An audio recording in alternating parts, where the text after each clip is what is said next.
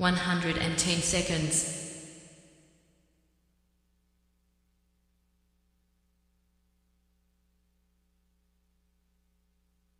100 seconds.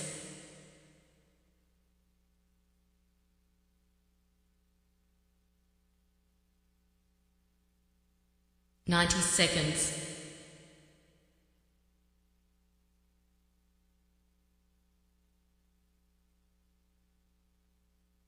80 seconds.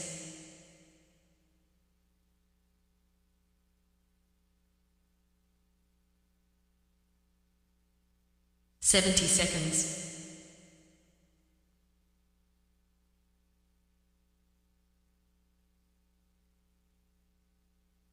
60 seconds.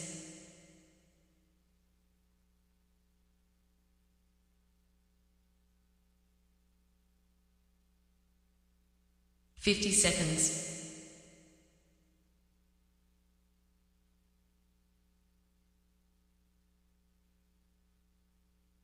40 seconds.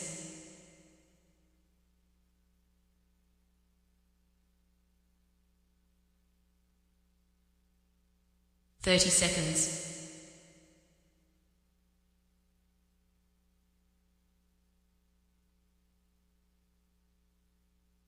20 seconds.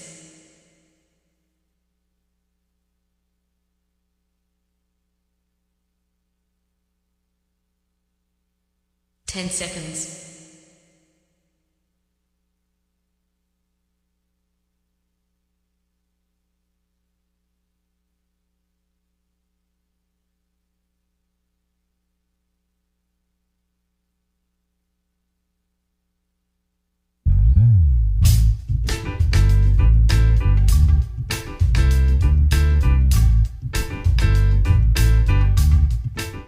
'My name's J.C. McCauley. I'm Nyesha McCauley, and you're watching AccessTV.org.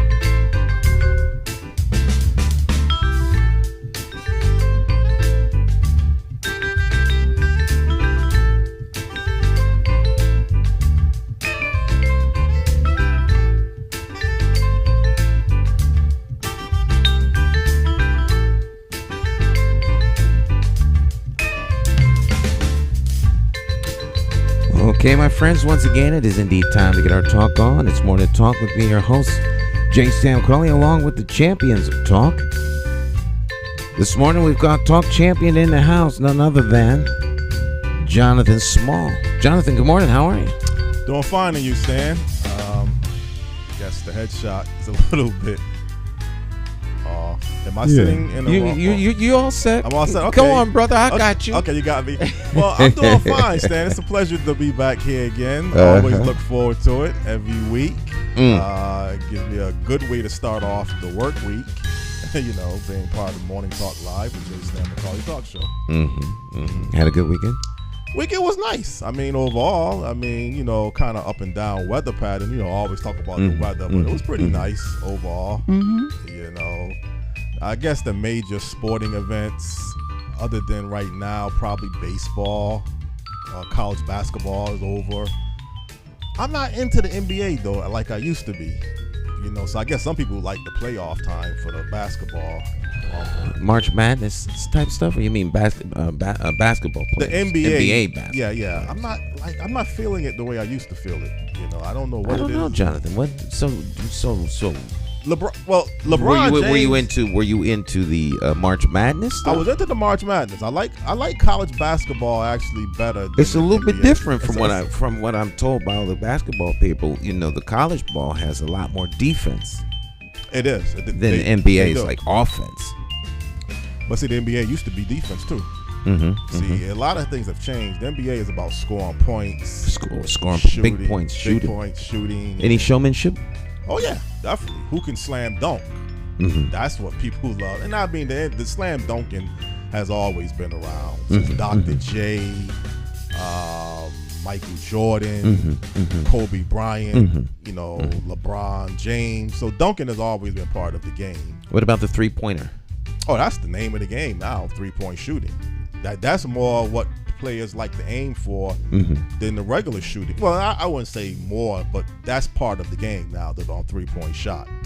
Right, so if you can make the three-point shot from middle of the court, then you like can't be stopped. Steph Curry, that's his style. He can knock down the three-point shot from the half court. And other deep, I mean, that's amazing when you can shoot from the half court or close to the half court. Maybe not exactly half court, but close. Can he do it while he's moving, or does he have to stop and plant? He usually kind of stops and plant. But I guess he has done it moving too. But usually you try to kind of stop and plant when you knock that, when you're shooting that deep. But it's exciting. Don't get me wrong. I mean, the Lakers is my team. I don't think we're going to go that far, but reality is our reality.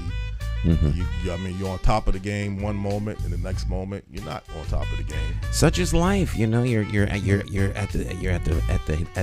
the lead, and then it's like a lot of life is like riding a wave of a surf, like surfers. You wait your whole life for the right wave. And then you can only ride it as long as the wave is there. Once the wave collapses, that's it. And then you spend your life looking for that next big wave. Next big wave, yeah. Sometimes you gotta accept reality. Yeah. The thing about it is, we had last week, we was talking about the hip hop game. 50 years of hip hop. Right. And then I was looking at some documentaries, the rap group Houdini, which is one of my favorite. They're no longer on. Well, one of them recently, one of the lead singers passed away a few years ago. But overall, the whole hip hop landscape, how the sound changed from. We talked about this heavy last week. How the old school style was a lot different. You didn't get much airplay on the radio. You can hear hip hop now on mainstream America. And kind of ironic, we have a real major international guest this morning. That's right. Disco has changed. I don't think disco is still relevant. I think disco. Well, as our guest mentioned last week, hip hop really was an extension of disco. Right. So, but nonetheless, last week we had a phenomenal guest. Today we have another phenomenal guest. Jonathan is on a roll with music legends, right. And so the roll continues. We have another music legend joining us this morning. I won't introduce them because Jonathan we'll let Jonathan have the pleasure. Right. He's the official booker of guests. So, Mr. Small, you have the floor. Well, good morning to people out there on Morning Talk Live with J. Stan McCauley Talk Show. This week, this morning, we have a very special international guest who was part of a legendary R&B soul, actually album of the year soundtrack Grammy Award, which is a high honor to achieve. The guest this morning on Morning Talk Live with J. Stan McCauley Talk Show is the former lead singer of the music group Rose Royce, also better known as an international singer as well, no other than Gwen Dickey. Good morning, Gwen. How are you doing? Good morning, Jonathan. I'm very well. How are you? I'm doing fine. And you, Gwen? Gwen, before we get into our topics of discussion, could you kind of let people know a little bit about yourself and background briefly? Well, as you said, I was the original lead singer of the group Rose Royce. We did Car Wash, the soundtrack for the film Car Wash. I sang Wishing on a Star, Love Don't Live Anymore. I spent 5 years in the band, then I left and took a year off and started my own solo career. I've been in England for about 40 years. I spent 2 years in Paris, and I'm still traveling the world with a different band, my own band. Well, Gwen, how did you get started in the music industry? Well, I was attending. I was going to Miami-Dade College, and I met the late Betty Wright one day in the student union, and she heard me singing. She was standing behind me as I was singing. I was just messing about. I never really wanted to be a singer. That was never in my realm of life to be a singer. And she heard me singing, and she said, "Oh, you have a nice voice. I want you to come and let my producer hear you sing." And I said, "Well, I don't want your producer to hear me sing because I don't want to be a singer." So anyway, I went with her to the studio after we finished our classes, and they were putting together a girls group. They had two, but they needed one more, and the group was called Friday, Saturday, and Sunday. So they needed a Sunday, which I ended up being Sunday. We were like a tribute band. We did all the top 10, top 40 songs. And one day we were working in this club in Fort Lauderdale, Florida. We did like 4 shows a night. And Joe Harris from a group called The Undisputed Truth was there because they had did a show in Miami, and this was the popular club at that time where everybody would come and hang out. And he saw me on stage, and when I came off stage, he said, "Oh, can I talk to you for a minute?" I said, "Yeah, what do you what do you want?" And he introduced himself. He said, "My name was Joe Harris. I'm from The Undisputed Truth." There was a female in the group, but she had recently gotten married, and they wanted to leave The Undisputed Truth, go back to LA and start a family. And he said, "We're going to need to replace her, and I think you'd be perfect, but I need my producer to see you." And I said, "Well, who's your producer?" And he said, "Norman Whitfield." I said, "Well, tell him to come to the show tomorrow night." And he said, "No, he's in LA in Beverly Hills." I said, "Well, how's he going to see me?" And he said, "Well, let me call him, give me a number." Anyway, a long story short, he called the club the next weekend when we were there, Norman Whitfield.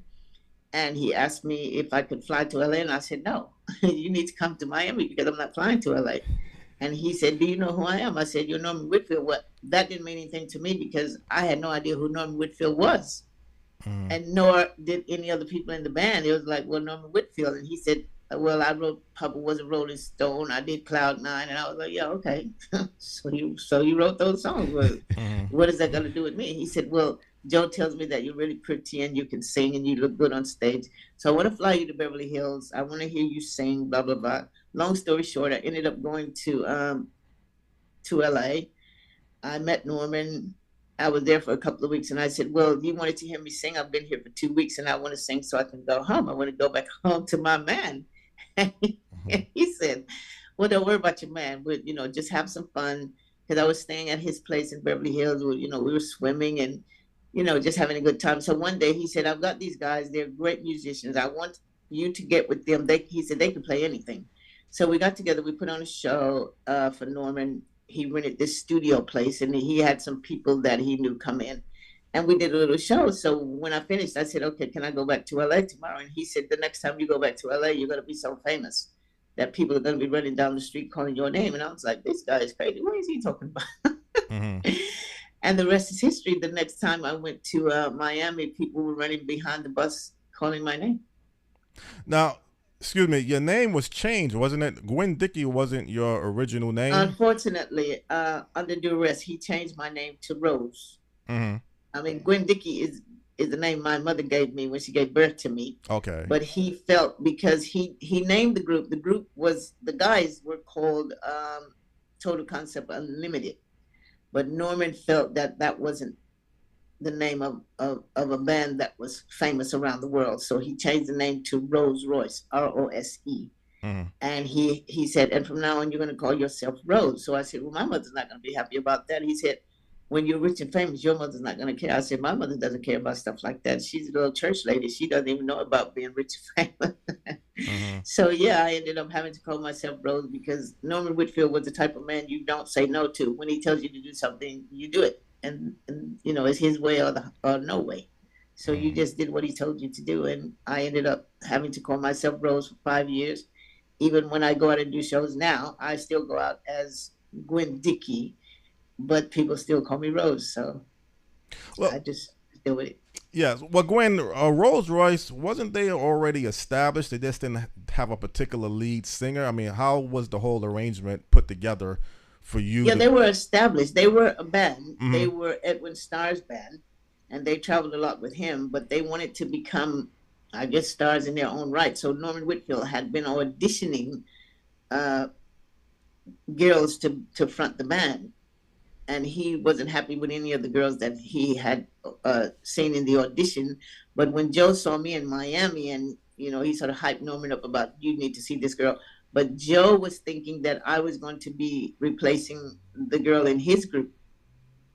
But Norman, when he saw me and he saw me on stage, he goes, no, I want her to be the lead singer of this band. They were Total Concept Unlimited at that time. And then I guess about a week later, he decided this band is now called Rose Royce, and your name is Rose from now on. And I said, no, it's not. And he said, yes, it is. And yes, it was. It was Rose from then on, even to this day. As I said, people still call me Rose, which is fine. I don't mind. Gwen, when people think of Rose Royce, I believe the first thing, or one of the first things that comes to mind, is the soundtrack that Rose Royce participated in the film Car Wash.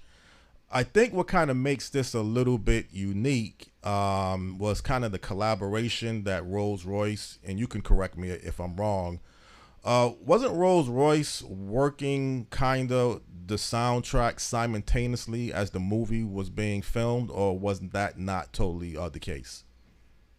You're absolutely right. I mean, the music was being done daily. I mean, Norman Whitfield would go on set, and he would watch whatever they were shooting, whatever scene they were shooting for the movie that day, and then he would go home at night and write the music. But we had already recorded the second album that we released, In Full Bloom. That was going to be our very first album.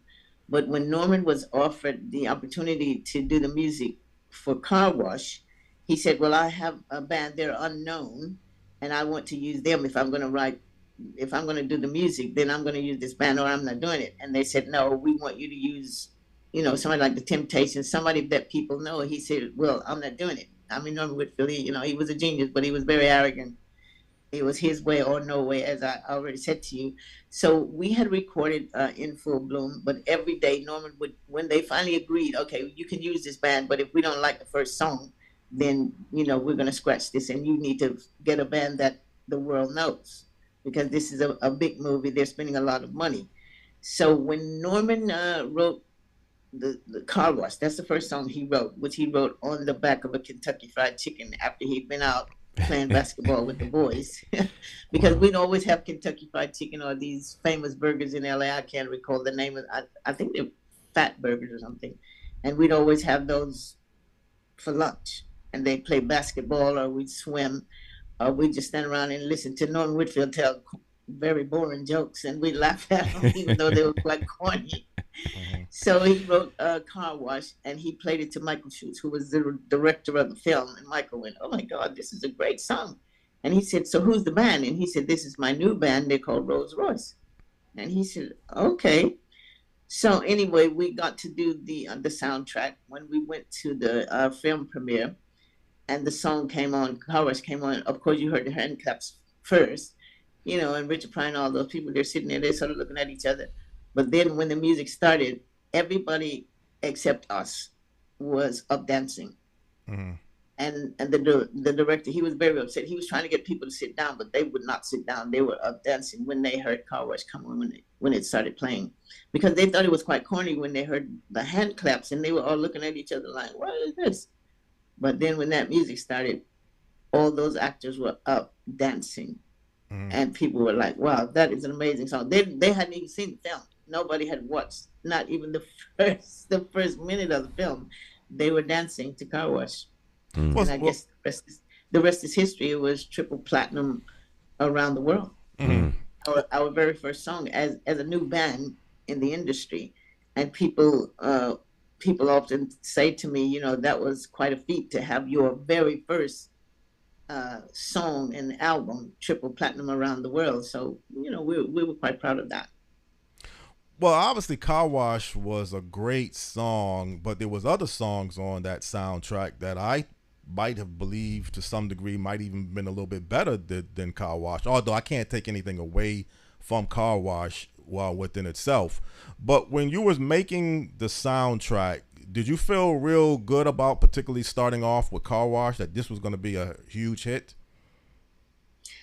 No, to be honest with you, as I said, I never wanted to be a singer. And Mm-hmm. even though the guys grew up in LA and they had spent a lot of time around Norman, they even did all the music for the Temptations 1990 album.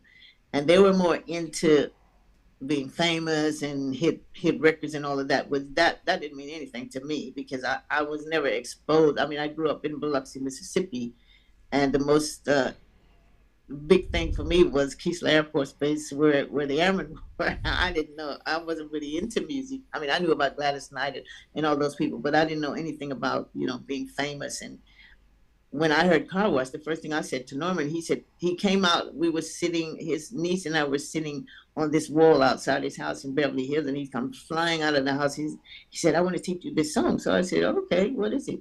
So he started saying, "Working at the car wash." So his niece and I, we just fell out laughing. We're like, "What kind of song is that?" And he said, "Oh, this song is gonna make you famous."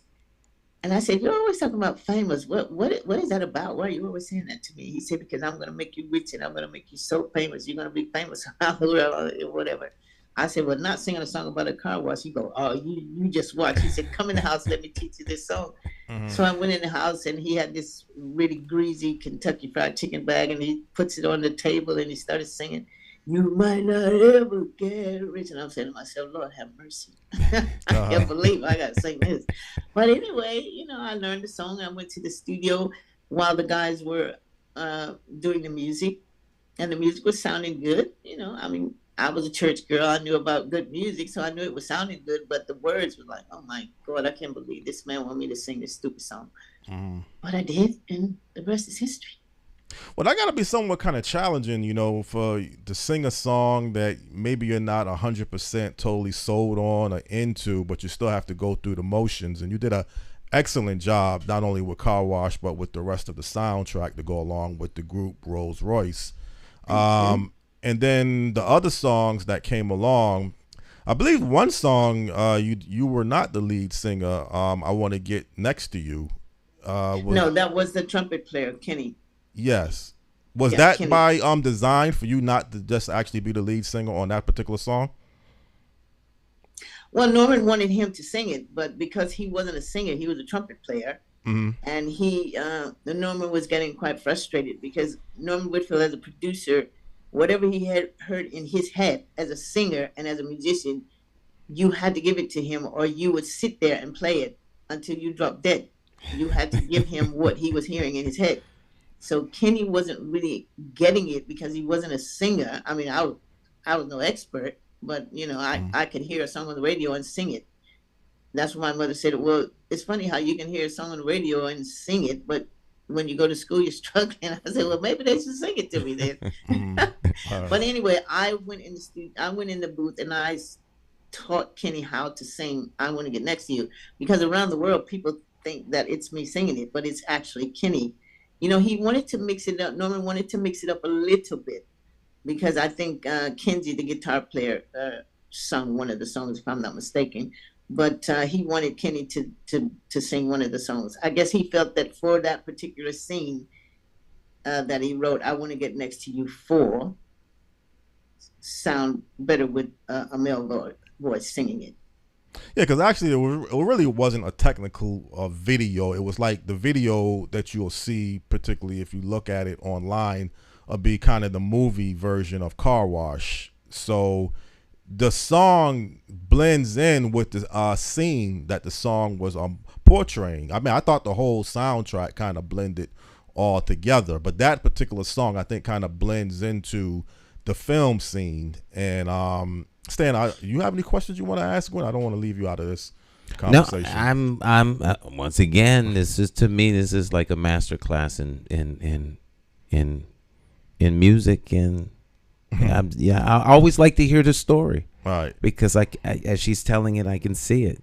I've been in studios plenty of times, and it's I think the general public doesn't understand what goes into making the songs that are the soundtracks for their lives and the hits. It's a lot of work in the studio, and when the producer hears a sound, and it's hard to get out of one's head into someone else's head what you hear. So they have to keep trying over and over, and people get frustrated. It gets tight. Right. Exactly. And so I can see all of this stuff going on as she's talking. And so no, I don't have any questions. I'm listening. Okay, well, Gwen, there was other songs on the soundtrack as well. Which kind of song was one of your favorite songs making for the soundtrack of the movie Car Wash?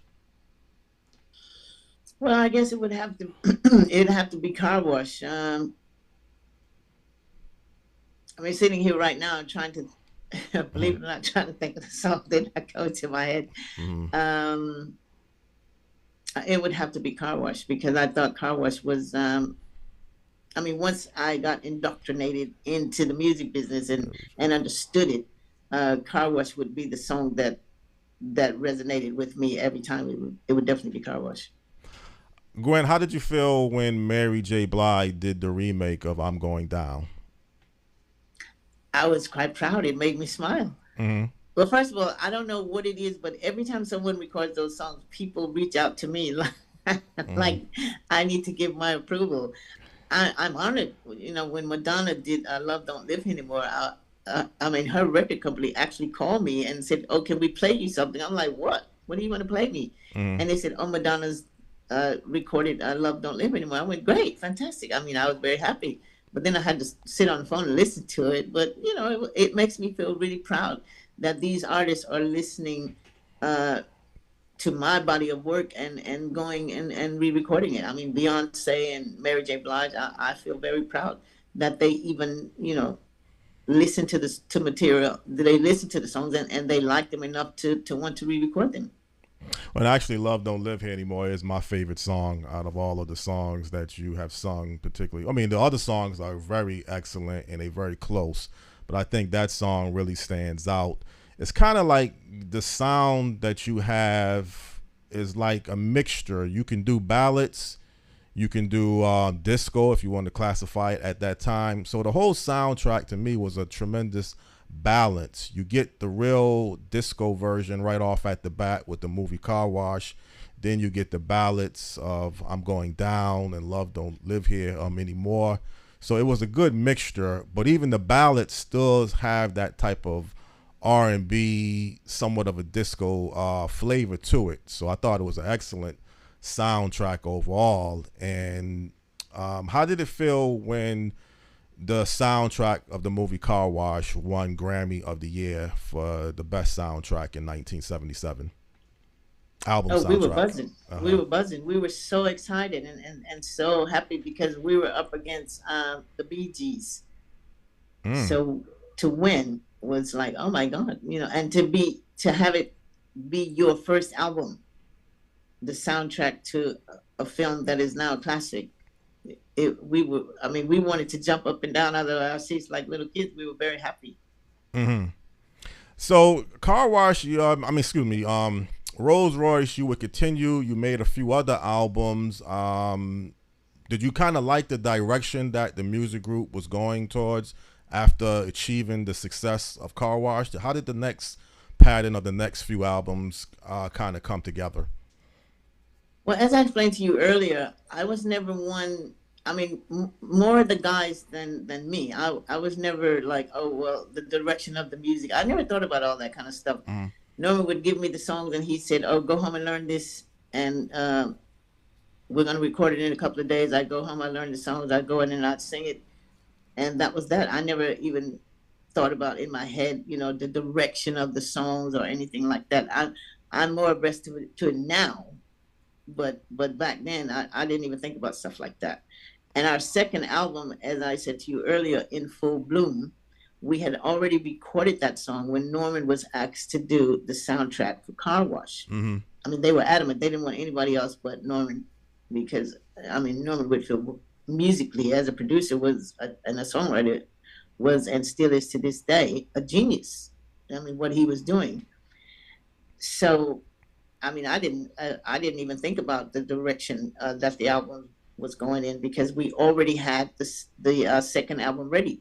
Okay. So once Car Wash, the soundtrack took off, I mean, everything that we were dropping was just hitting. I mean, Wishing on a Star was the next hit the next song that we released after the soundtrack, and it just took off.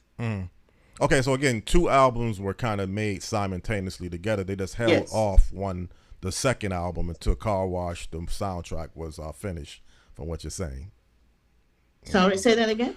No, you had stated that 2 albums, that you made the second album pretty much the same time as you made Car Wash, this soundtrack.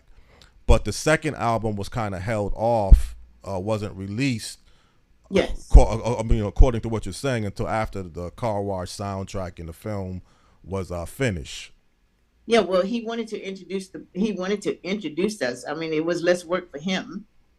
If you haven't, the album In Full Bloom, we had already recorded that album and it was ready to be released, the first single. But when he was offered to do the soundtrack, if you're going to introduce a new band and you've got a film where they're spending millions to produce the film and your music is there with your new band, I mean, which way would you go? You would use the film to market your new band, which he decided was the best way to market the band. And it turned out to be a very smart move. Because once we released the second album, which we had already recorded, but he was just trying to work out how to introduce us to the public, a band that no one had ever heard of, with the second album. But he just sort of piggybacked everything off of the Car Wash soundtrack. Well, Gwen, obviously the music industry, I mean, is successful and glamorous the way it presents itself. It still can be a cutthroat business. It could still be a lot of internal issues. And I guess at some point, you left the music group Rose Royce. What kind of made the decision for you to actually leave the group of Rose Royce? Pressure, stress, Right. working with 8 nightmares. Okay, so you just felt it wasn't really worth it no longer to just continue being part of. No, it was just too much stress working with those guys for me, and I had had enough. And I mean, the actual fact was that they were jealous that I was getting all the attention, and people thought that I was Rose Royce, whereas I was just a lead singer called Rose. And they struggled with that. They weren't happy about that. So it was just too much pressure, and I just decided, well, you know what, I've had enough. I'm out of here. And I left. So when you left the group, did you sign like a solo contract deal? Did you move on to become a solo singer? Well, Warner Brothers wanted me to sign as a solo artist, but then there was so much going on within the group, the 9 of us, the guys and myself, that I just decided, you know, I don't even want to be in this business anymore. I'm not doing a solo album. I don't want to sign any more contracts. I'm done with the music business. I'm just going back to being Gwen, which took some doing and sort of took me way out to left field for a while.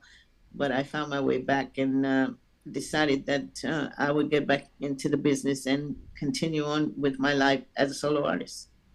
Well, Gwen, because I sung all the hits, so I didn't really need to go and record an album. I had all the hits that I had sung, so I could go out and just start my career from where I left off. Yes. Not being egotistical or being nasty about it. It's just a fact. Well, Stan, let me ask you a question. I mean, when you look at the group Rose Royce, do you kind of see it more of Rose Royce, a complete music group, or do you see it Gwen Dickey as the lead singer to go along with Rose Royce? Because sometimes it's easy to picture yourself watching the lead singer of a group more than the group itself as a whole. I'm just asking you as a fan or just a person. You know, I hear the sound. I'm listening to the music more than I'm watching it. And even if you go and you watch performance live, what you hear has to match. And so I hear the whole group. I don't necessarily hear individuals. You know, if you, depending upon your level of, you know, where you are as a music person, you know, you could know who's on drums, right? Simply by the way they play the drums or bass, or you know, that so and so on the piano, or whatever the case is. But the whole group makes the sound, right? And so, as she's saying, you know, she's she's doing her part in contributing to the sound, but they're so insecure that she can all this is part and parcel to the trade and to the industry. I mean, a lot of times people have a hard time managing egos, and then when that happens, then it creates tension, and if it's unable to work out, it ends the way they usually end. And it's unfortunate, but you have to protect your head, because you got to live with yourself, and so you got to protect your head, and you have to do what's right for you. Right. It's clear that the sacrifices were already being made for the sake of the group, but the group's not even appreciating what she's doing. So I feel that real easy. Oh yeah, exactly. Yeah. Well, Gwen, how did the decision come about for you? Not only, or you had already explained your reasons for leaving the group, but you also left the United States. So how did this decision come about for you, leaving the United States, moving to, I believe, England? Yes. Well, I was offered a record deal after I got back in the music business as a solo artist. I met a guy who said, I know a record company in England. They would jump to sign you to the label. Would you allow me to go and talk to them and see, and let them know that you'd be interested? And I said, yeah. He said, well, when I get back home, I'll talk to them, and then I'll contact you and let you know. And about 3 days later, he called me. He said, they want you to come today. I said, well, I can't come today, but, I will come over. They can fly me over, and, we can have a meeting and talk. I said, but you have to let me talk, because you're not my manager. You don't speak for me. You asked me if you could go and tell them that I'd be interested in maybe coming to London and signing a record deal, but you and I could work something out. But you are not my manager. So sure enough, they flew me over, and we had a talk, and I signed a contract to do just one album, just to see how we work together. Because after I had been through all I had been through with those guys, I was not ready to step back into another nightmare. I didn't even want to be in the industry if I had to deal with a whole lot of nonsense. So we agreed to do one album. I did the album, and I used to fly back and forth to work on the album. And one day the A&R guy came to me, and he said, we have, they call them flats, not apartments. He said, we have a flat. And so how would you feel about staying here to finish the album? He said, because you're back and forth every 3 weeks. I said, yeah, and it's quite tiring. By the time I get back to Miami and get some rest, I'm back on the plane over here to record the album. He said, well, will you stay in the flat and finish the album? So I said, sure. And I had a friend anyway that I had met when I was in the group, Rose Royce, and she lived there. She's British. She lived there, and we had lost contact.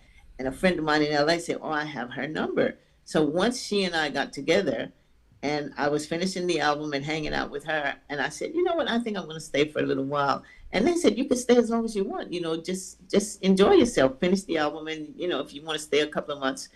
And that's what happened. And that couple of months turned into a couple of more months, then a year. Next thing I know, I've been there 5 years. Now I've been there 40 years. So it just kind of happened like that. I didn't plan to stay in London, but it just happened. It just became, I was comfortable. I was happy. And once I got used to the cold and the snow, well, not used to it. Once you adjust to it, I just stayed. And 40 years later, I'm still there. Did you ever get a chance to meet Tina Turner, also an American singer who moved to England at one point? No, because by the time I settled in, she had moved to Germany. Oh, okay. So I never got to meet her. Mm-hmm. Is there other American singers or American entertainers that have moved to England beyond yourself that people may not know of or just be a little surprised of? No, just a lot of several unknown artists that are American that have moved to London because they just didn't seem to get things to work for them here in the States, but no one that people would know. Mm-hmm.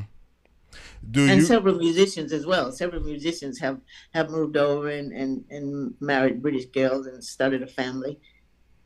Yeah, because usually it's the other way around for some reason. Usually you find a lot of the British entertainers moving to the United States. So it's Yes. somewhat kind of rare when you find, the American singers moving to Britain. But I guess in some cases it does happen. As you say, it wasn't planned on your part. It was like Exactly. a business decision. So how do you feel about living in England after this, 40 plus years? Do you feel like it's your new country? Obviously it is your new country, but do you feel more as Well, I don't consider. My mother used to always say to me, "Do you still have an American passport?" I'm like, "Of course I have an American passport. I'm American. What are you talking about?" okay. She thought I'd given up my American passport, but I love London. It is changing. It's not as much fun as it used to be. Life is becoming hard. Mm-hmm. If you're in a certain tax bracket, I'll put it that way. I can't speak for the States. I know there are a lot of things going on in the States as well, economically for a lot of people, but London is not like it used to be. So I'm sort of leaning towards making a move somewhere else, maybe Miami, I don't know. And I'm fed up with the cold because in the winter it could get down to, I know that you guys, I think you're in Connecticut. Yes. Filming, so you know about living in -1 with the wind howling and the snow up to your waist. So I'm getting a bit fed up with that. So I'm thinking about moving to the sunshine somewhere, maybe the Bahamas. I don't know, but I am within myself. I'm ready to make a move. Are you still currently active as an international singer, doing songs? Very much so. I still travel the world. I have my band in London. I go out as Rose Royce featuring Gwen Dickey. And the phone never stops ringing, thank God.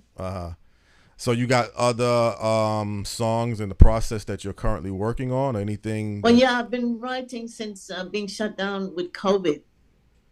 One of the guys that was on the staff of Norman's label, Elijah Storm, he and I and Eric Jackson, we've been doing some writing, and I've been recording some songs. So I've got some hits coming. Mm-hmm. Okay, that's good. I've got some hits coming. It's just taking a little time because when you have 3 people that are very particular about every little thing to make sure that it's right, because as an established artist coming from Rose Royce, I don't want to come back with things that are okay. I want to come back with things as good as they can possibly be.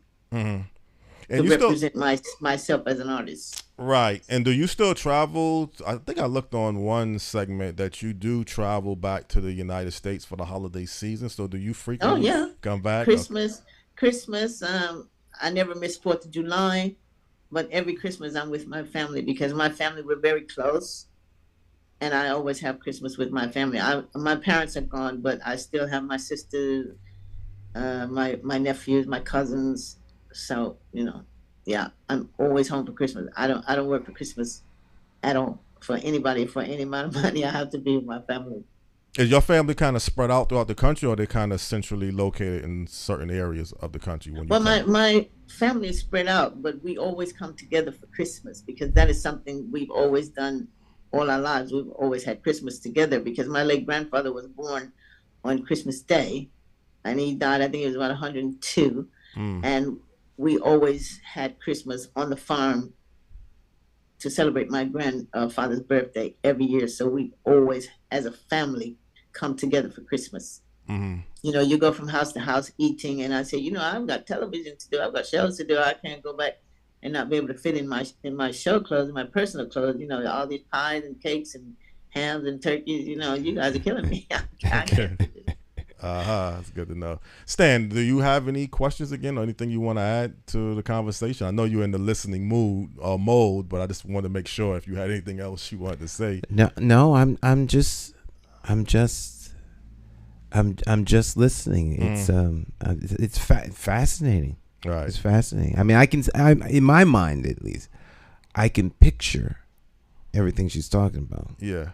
So, but I did one thing that you did mention that I thought was important, especially for people who would like to, that are actively trying to get into the business. Because as she was saying that she really never wanted to do any of this. It's right. Just she had a gift and someone noticed the gift and one thing led to the next. And that's another interesting thing, your gift, room will be made for the gift that you have to come forth. And so there's a good example of it. But I thought one thing that struck me is when the person approached her and said, I wonder if I could go and talk to this guy about signing you up. And she says, well, you're not my manager. And the idea and the notion a lot of people don't have is the show business is business. Right. It's like 10% show, 90% business. If you don't have your business together, you'll be the show. And I thought that is something. So if you could speak a little bit to like the business of show business that so many people don't get. Well, that's what I find. It really blows my mind when I'm talking to the younger artists in London, and they go, "Oh, I want to be in this magazine and that magazine," and I'm like, "Well, it's not really about being in the magazine, because if you don't take care of your business, you're not going to have any money in the bank, and all you're going to have is pictures of yourself in the magazine. You need to be able to have a lawyer. They call them solicitors in London. You need a solicitor. You need to be able to read a contract for yourself. Don't just, when somebody gives you a contract, don't be so excited and say, yeah, I'm going to be famous. I'm going to be in magazines, and I'm going to be on TV, and photographers are going to be following me. I'm like, that's like the icing you put on the cake after it's been baked. You need the ingredients first. You need, you need to take care of your business. You need to be able to read a contract that's given to you, and you need to make notes. Sit down with your lawyer or solicitor, whatever country you're in, and you need to ask lots of questions. And you need to be able to understand that contract for yourself, not have someone tell you what the contract is about, what it says. You need to understand that contract, every line, every word, yourself, after asking a lot of questions. And don't think that if you're given any money, it's not a gift, because eventually you're going to make money, and that's the first thing that they're going to take, is they're going to take that money back. And if you're thinking, oh, I'm going to buy me a Louis Vuitton bag, you're not going to have any money to buy a Louis Vuitton bag, honey, because they're taking that money first. And you're going to have to work a while before, you get to where you're going in Louis Vuitton saying, oh, I'll have that one and that one. You have to take care of the business first. And being on stage is just the benefits from you taking care of your business first.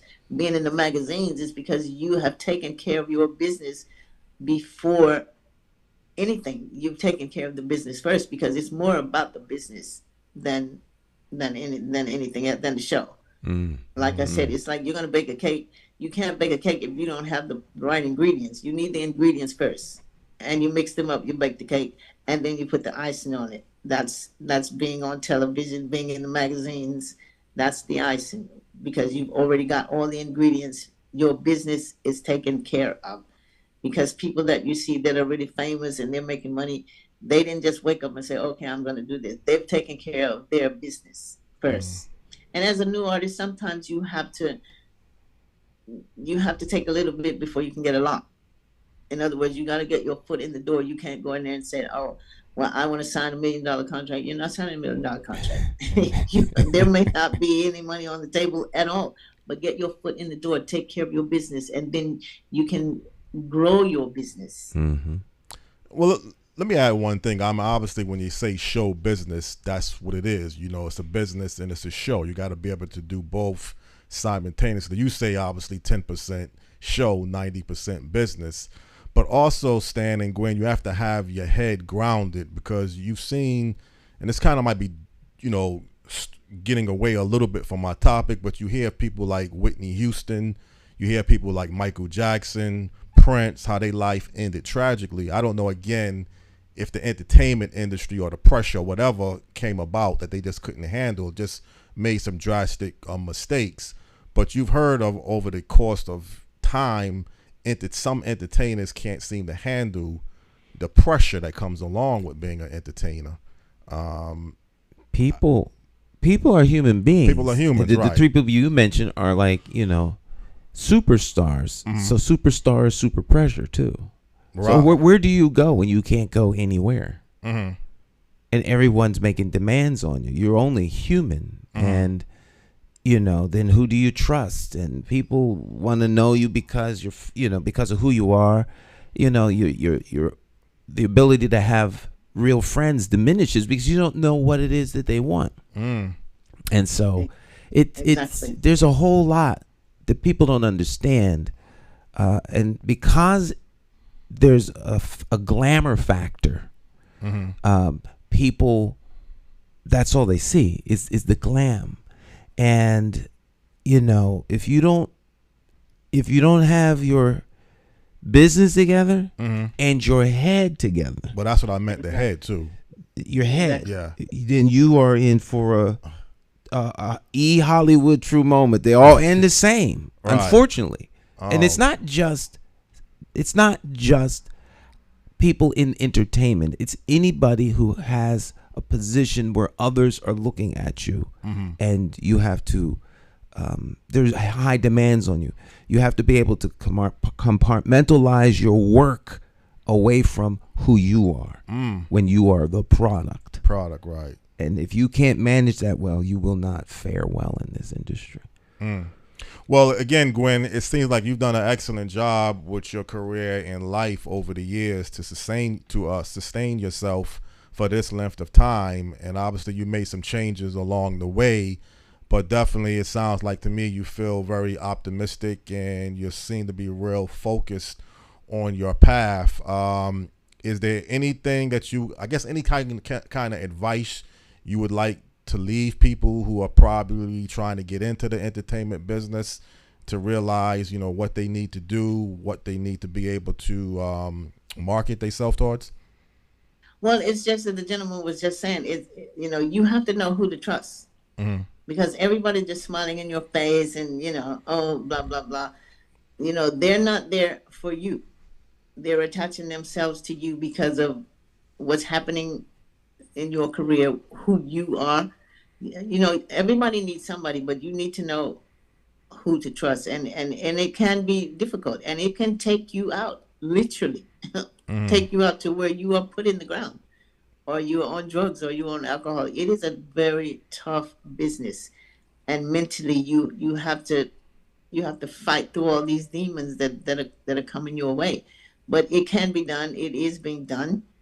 And there are lots of artists that you can see out there, footballers and people who are doing it, but it is very difficult. But you have to focus on the business first, because all that other stuff is window dressing. Without taking care of your business, you're working and somebody else is going to the bank with the money. Yeah. And you're just walking around smiling and saying, oh, I'm famous, but you're not. Because eventually that's going to fade. Nothing lasts forever.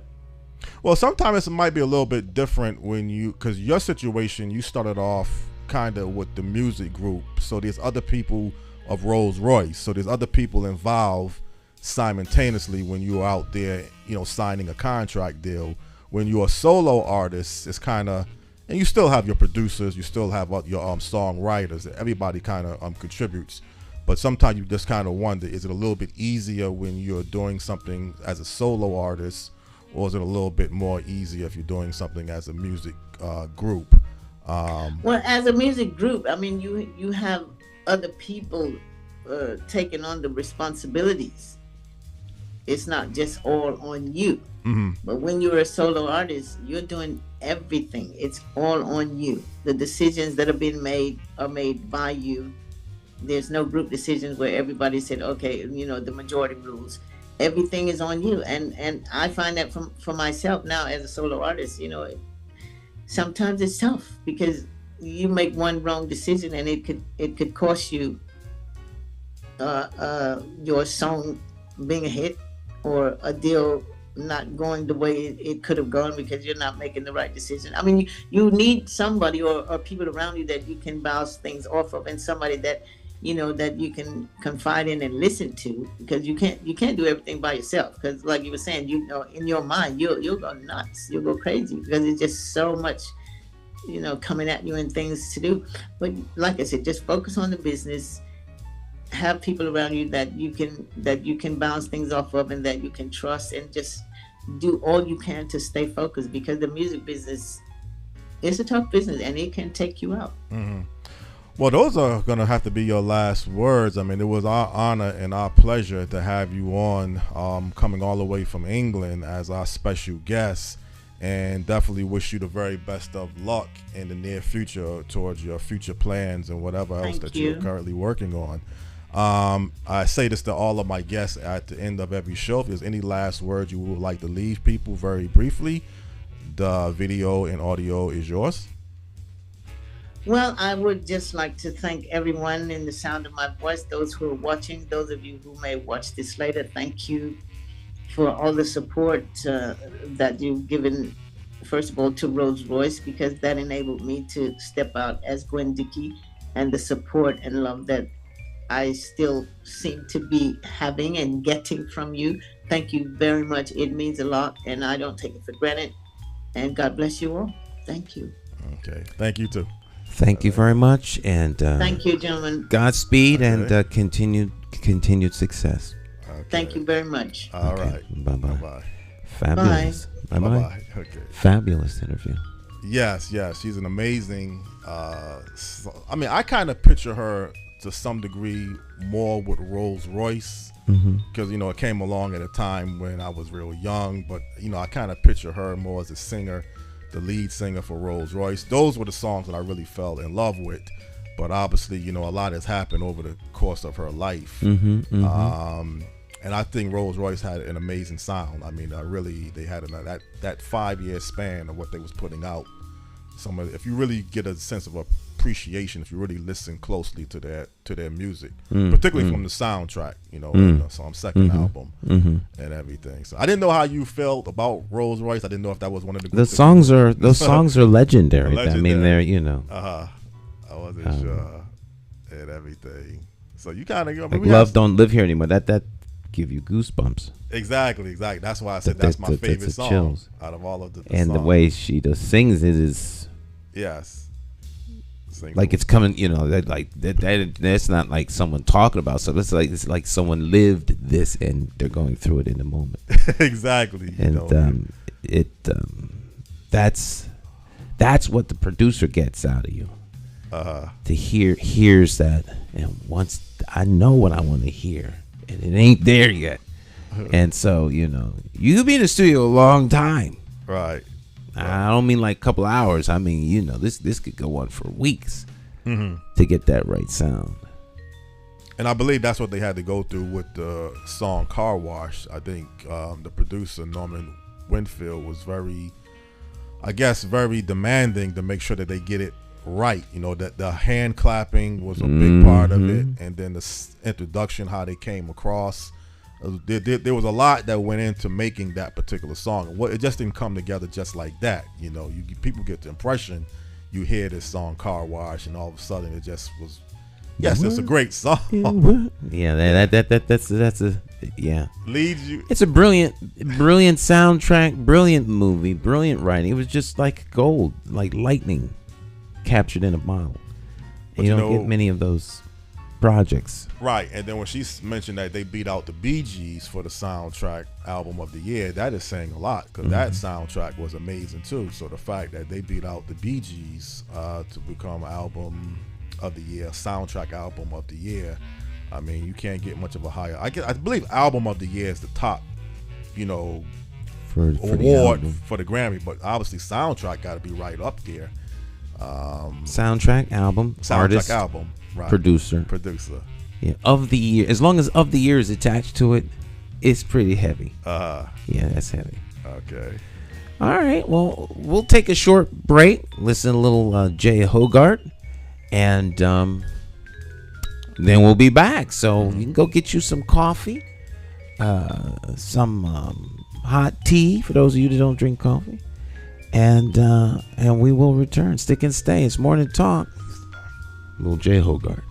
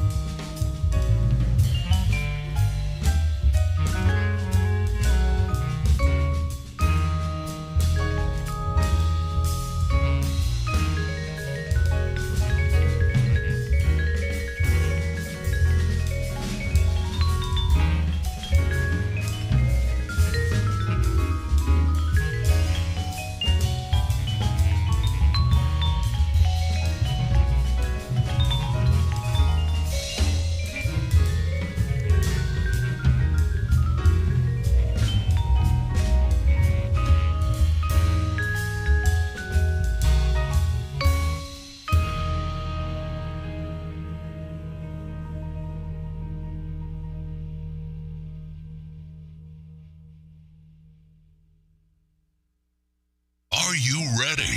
Coming Friday, May 5th, 2023 at 7 p.m. is the Season 1 finale of Hartford's Got Talent at the famous Bushnell Theater in Hartford, Connecticut. Talent of all ages compete for $15,000 in cash prizes and awards. Don't miss it. Hartford's Got Talent, Friday, May 5th at the Bushnell in Hartford, Connecticut. Hartford's Got Talent, showcasing talent and connecting community.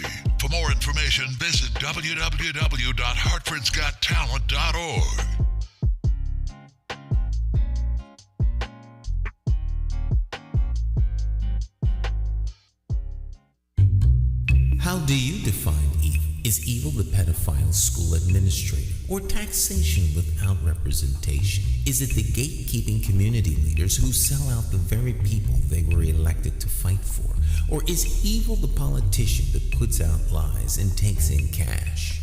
However you may classify evil, having to choose the lesser of two evils still leaves you with evil. Nowhere does this rule apply more than during an election for mayor. Choosing a candidate who is the lesser of two evils still leaves you with evil. No wonder so many people don't vote. It's time for the constituents to flip the script and vote for a mayor you can trust. My name is Jason McCauley. I am an independent thinker, and I approve this message. I'm asking you for your vote on Tuesday, September the 12th, 2023, in the Democratic Party primary election for mayor for the city of Hartford. I, like you, am an independent thinker. So let's sit down and talk about my path to victory and why my 5-point plan for Hartford will work. Stop listening to the uninformed evil interests that tell you I can't win. For more information, visit McCauleyformayor.com. Have the courage to vote your conscience. Vote for the name you trust and know. Vote McCauley for mayor.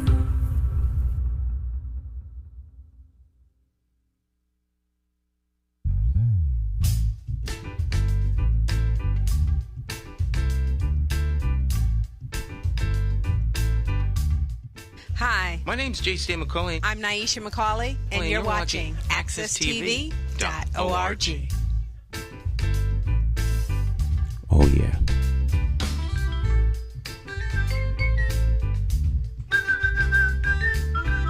I love this song. Well, I'm used to it now. It's hopping. Yeah. I mean, I love your original songs, but now I'm more used to this one now. You always put good songs out, man, for your theme.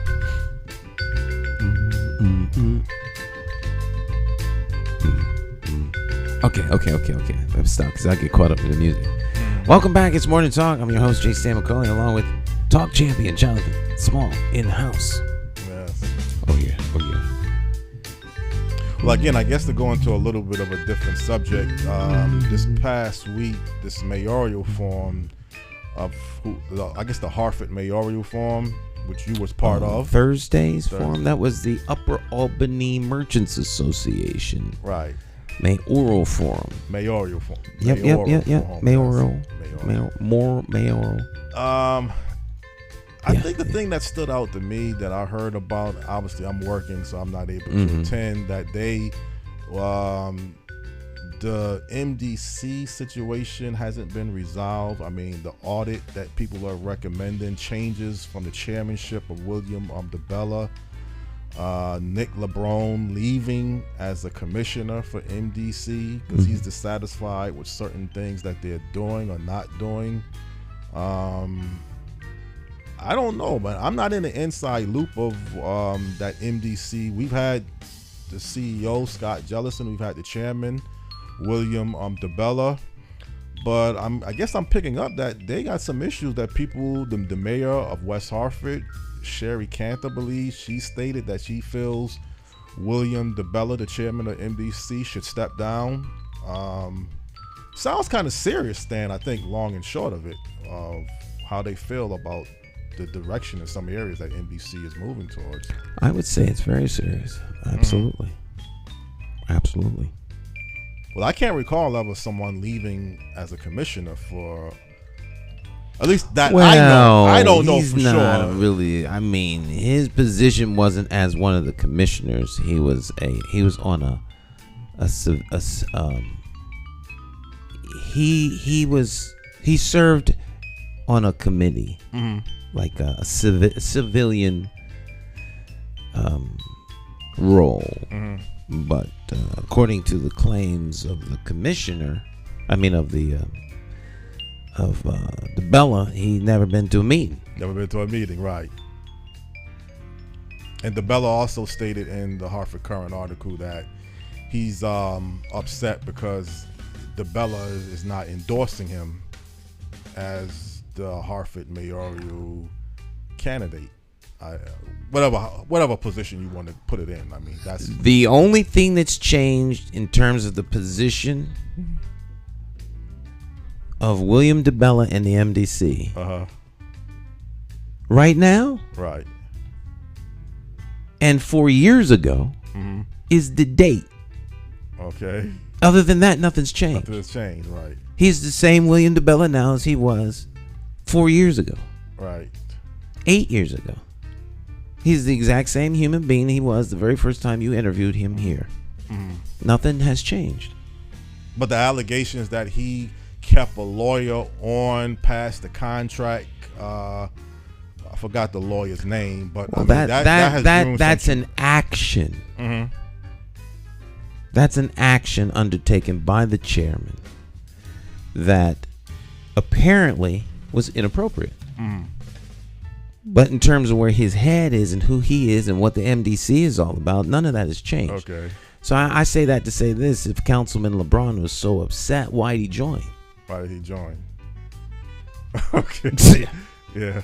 My views on the chairman have also never changed. Right. I think I've been pretty transparent.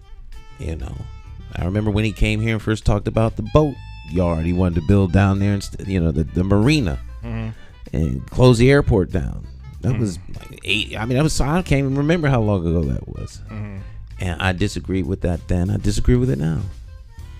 Well, the thing about it, Stan, and I mean, I don't know, again, your take running for mayor, that the Bellas has a tremendous political clout in Hartford. No doubt they have a tremendous, they have an iron grip on Hartford. Iron grip. Yeah. So this whole Democratic primary coming up in July, is what they call it, the Democratic. There will be a primary because the party will pick somebody and others will not agree with the pick of the party leadership, aka the town committee. So town committee is going to pick some people, and that challenge is the primary. Right. But see, Stan, the handwriting to me is already on the wall. William DeBella stated that he is endorsing State Senator John Fonfara. And the DeBellas carry a lot of, Mark DeBella, his son, carry as the chairman of the Hartford Democratic Town Committee, carries a lot of influence, a lot of weight. That's a great word, influence. So does that make it somewhat of a difficult challenge now to know that a candidate that's running for mayor already pretty much has a strong endorsement? Well, I mean, you're going up against that, in all. It doesn't matter, and when it comes to November now, I guess November, then it's up. Whoever wins the primary wins the mayor. The November is it's a moot point. A moot point. Okay. If you don't win the primary in Hartford, then you're not going to become mayor. But isn't there going to be a primary like in September too? That's what I'm talking about. But something is coming up in July. That's the convention. The convention is in July, and the town committee members will endorse candidates on behalf of the party. Right. They're going to endorse a mayor, a treasurer, city council people. They endorse state senators, congressional people. So the town committees are the body that endorses people to put them on the ballot. The ballot, okay. To represent the party. Individuals that don't get on that ballot are going to say, well, I think I could do a better job. Right. Why should 80 of you decide who should represent the entire city or the region. Mm-hmm. So I'm going to take it to the party members. Mm-hmm. And they'll say, well, that's fine now. Just go out and get 15% of the vote. Okay. Get a petition that challenges our decision. Because we were elected by the party to pick folks that we believe best serve the interests of the party. We vetted these people. We picked these people and thus and so. And so while the chairman of the DTC, Mark DeBella, may have influence, everyone has their own mind. Mm-hmm. So when you challenge the pick, you also challenging the selection of 80 individuals. Mm-hmm. It only takes half plus one. There's actually 79, I think now. We'll say 80. I think it's 79 right now. So you need 40 votes, not 41. Mm-hmm. So 40 votes will be, whoever gets 40 votes, that becomes the person who gets the nomination. Gets a nomination, right. Right. Now, it could be half don't agree, half agree. But the ones that made the decision are going to be offended by you challenging them. Mm-hmm. All right, well, bring it on. Go get the things and bring it to us. So people still have a free mind just because, the DeBellas have influence. And that's the right word. Right. Doesn't mean that influence is automatic. Mm-hmm. So Senator Fonfara gets one vote in the poll. Mm-hmm. Mark DeBella gets one vote. William DeBella gets one vote. That's 3 votes. 3 votes, right. So to suggest that because they are there, it's a fait to complete, that's not true. Mm-hmm. That's by no means true. Right. There are challenges. Their power eases into every element and every aspect of the process. Mm-hmm. And they do have tremendous influence. Mm-hmm. But the greatest voice is the voice of the electorate. The people make the choice. Well, the people, I believe, the residents, the registered voters, they have to make the decision, I think, that best serves their interests. Absolutely. And, I'm kind of thinking, man, I kind of want to let this MDC issue go and just move on. But I might want to bring somebody back on. What's concerning me right now with MDC is they're going to advocate that minority contractors and diversity be a big part of the next phase of their projects that they're working on. Not so much the clean water project, but the next name that they call it, the integrated, something about the integrated sewer system or the integrated system. There's going to be some big projects upcoming very shortly. Mm-hmm. And all of this talk in the past when they had the Clean Water Project, there was going to be a great opportunity for minority contractors, minority participation, diversity, economic opportunities, although you didn't look at it as an economic project. Right. This is an ongoing conversation you and I have had now, I think, for 15 years.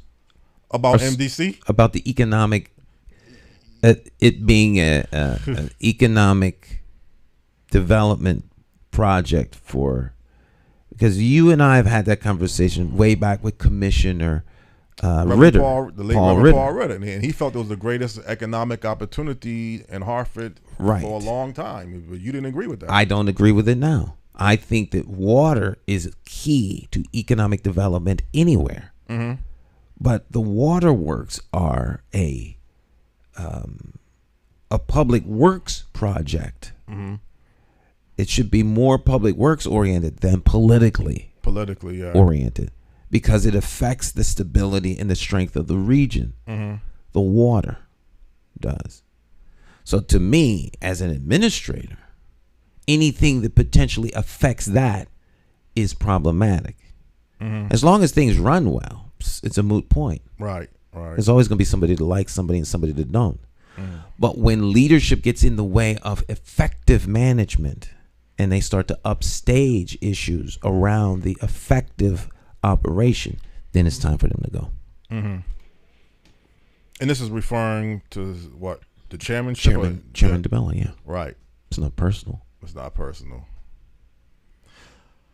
Well, he seems to always continue to get elected, though. That's the thing about it. And getting him removed is not that simple. I mean, the thing about William DeBella is he knows the whole operation inside and out. I mean, nobody can dispute his knowledge. Therefore, and that brings a certain element of sort of like value. Value, yeah. To me, so he kind of reminds me a little bit of Don King. You know, there's always some scandals you hear about him, but you never can seem to stick anything on him. And he always knows how to maneuver and get things done. You know, he has an answer for any particular. He was on the last time, and one of the viewers said it's like he's here to defend the MDC. But he has an answer for any particular question. He should have an answer for every question. Every particular question. Yeah. He should. I mean, that's his job. Right. Yeah, you don't get it that a boy for doing your job. That's what they pay you for. Right. But he can justify, and the blame or criticism will never fall on him. He'll figure a way to maneuver it where it's justifiable for what he's doing. Obviously, well, that's deflecting. See, I differ from a lot of people in that area. If there's anyone if there's anyone that needs to take the blame, it's the leader. The leader. The leader's desire to deflect means nothing. As the leader, it's on you. Well, period. Right, but see where he's very clever at. The first thing that comes to his mouth is, well, I don't work for MDC. You need to take that up with the CEO, Scott Jellison. But point in fact, you could say whatever you want. Point in fact, he makes the decisions in MDC, so he may not work for the MDC. That's what he says, yeah. But the MDC works for him. For him. That makes him in charge. Okay. That's the leader. He's the chairman of the board. Right. You in charge. Right. He has a very powerful position. Right.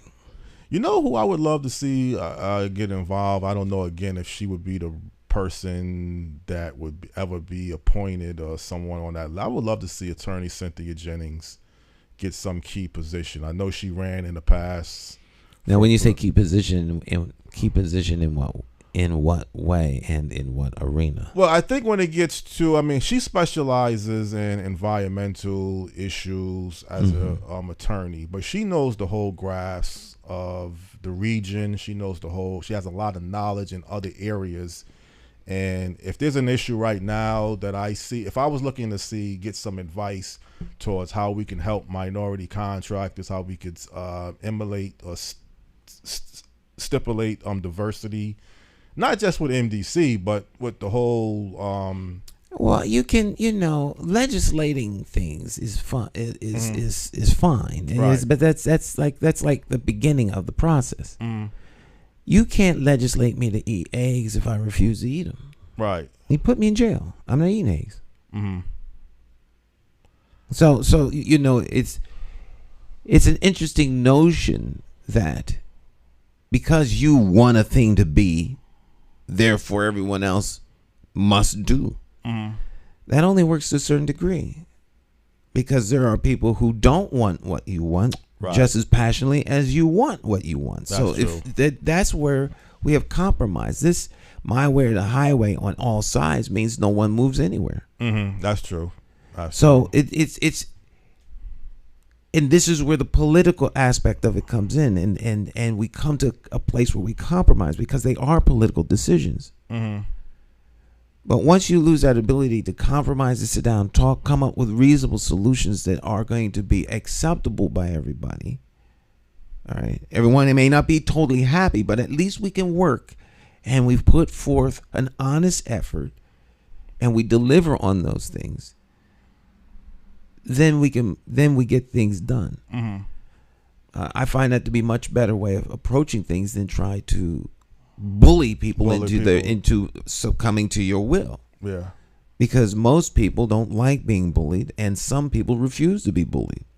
Well, some things you do have to sometimes bully, to get certain things done. When Maynard Jackson in Atlanta had insisted that 30% of the contracts when they was expanding or redeveloping the Hartsfield Jackson International Airport, he mandated that 30% of the contracts has to go to minority owned. He could not do what he did then today. He couldn't do it today? No, Oh, okay. because there are too many roadblocks and too many things that have been legislated to prevent those kinds of things from happening. Okay. Because when he did it, he pissed off a whole lot of people.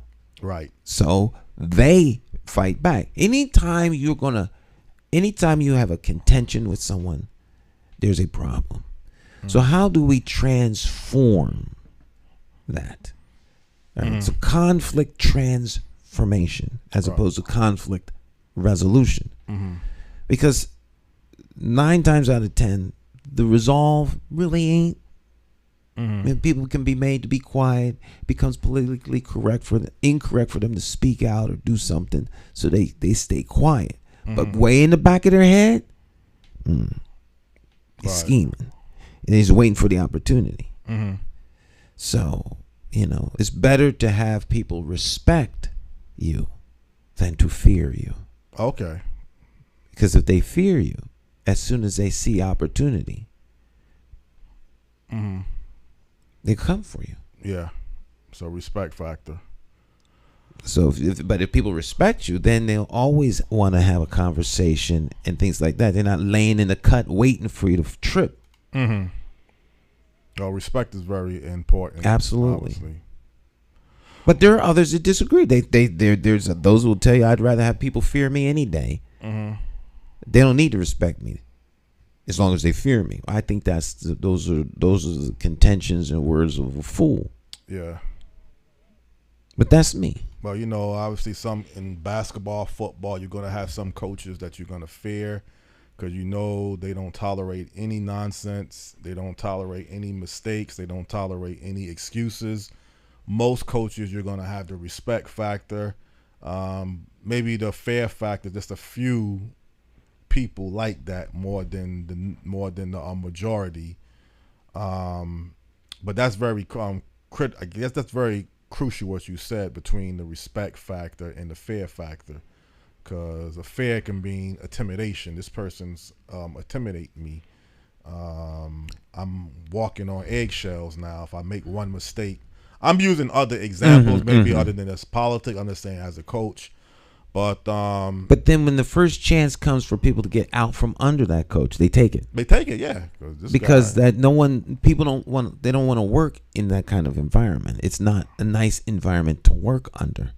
You do because you don't have a choice. You need the money, you need to eat, whatever the case is, or you feel trapped. You have no alternative. Right. But as soon as an alternative comes, people jump ship. Yeah. They jump ship.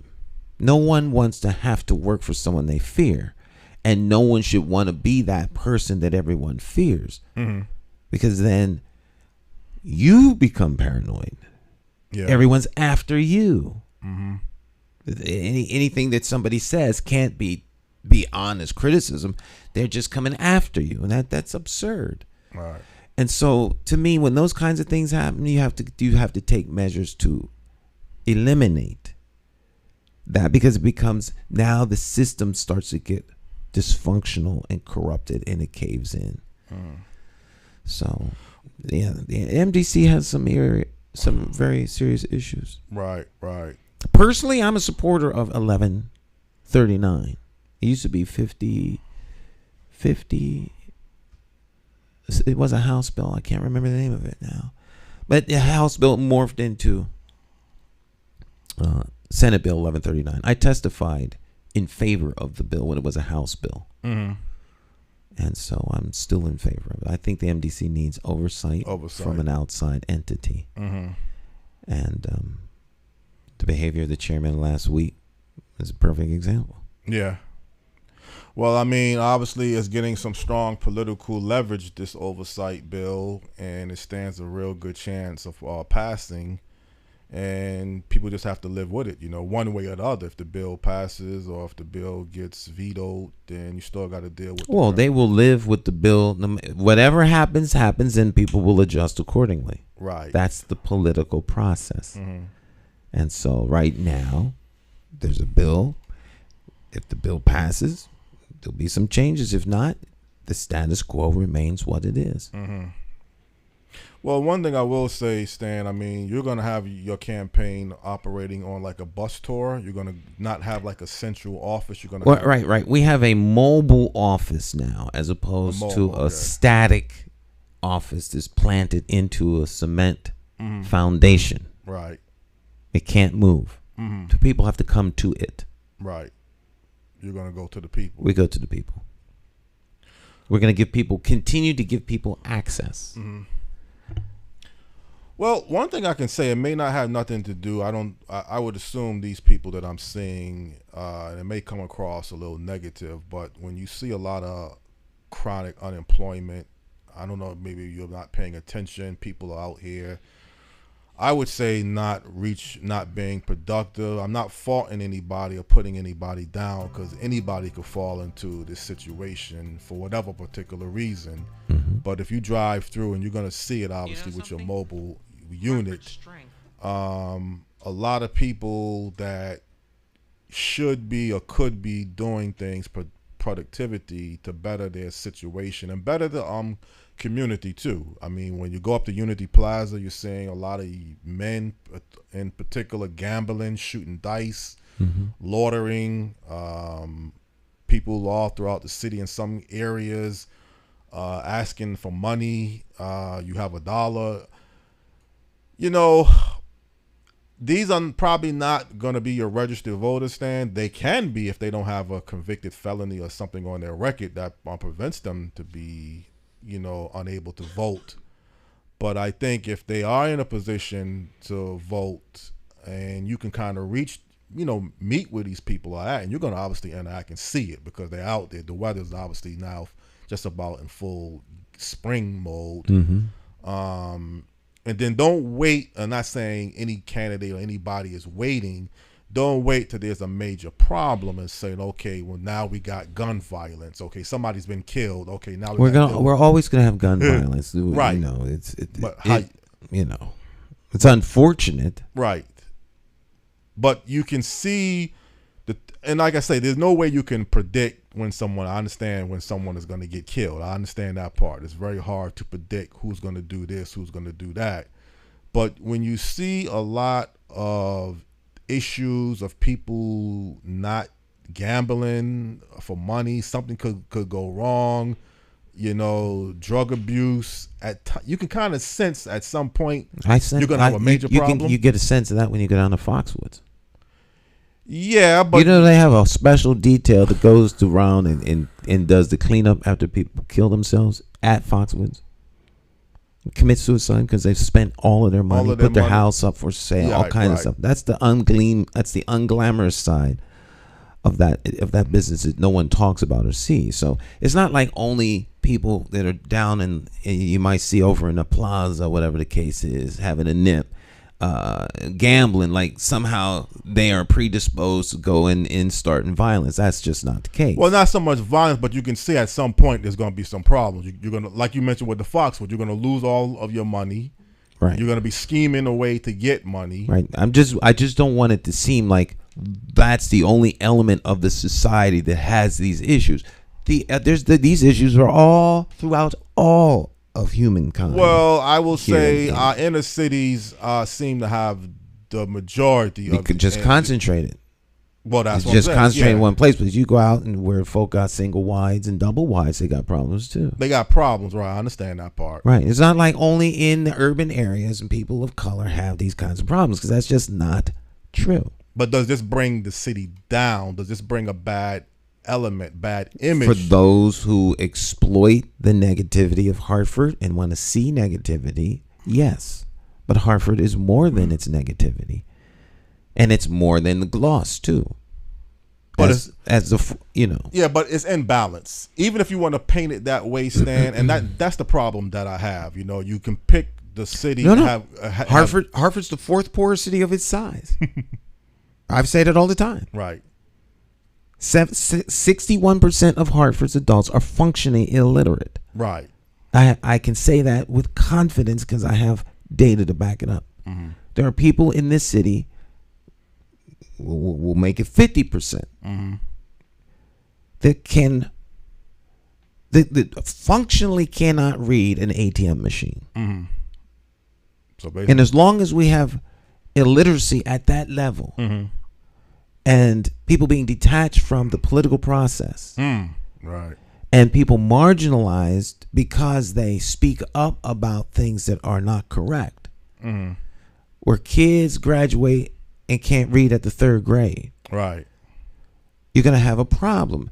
So Harvard's problems are not, by any stretch of the imagination, being dismissed. Right. Harvard's problems aren't being addressed.